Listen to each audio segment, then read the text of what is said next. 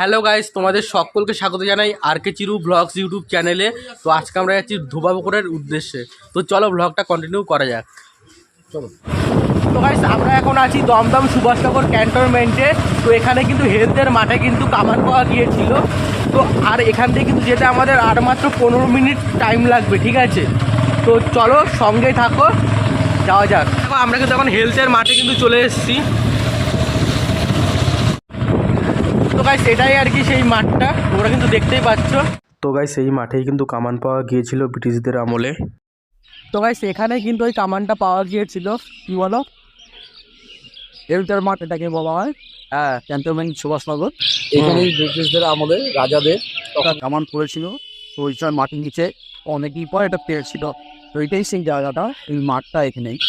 তো গাইস আমরা আগে যাব, এরপরে ধোপাপুকুর। তো চলো যাওয়া যাক ধোবাপুকুরে। তো সাথেই থাকো কিন্তু, ঠিক আছে?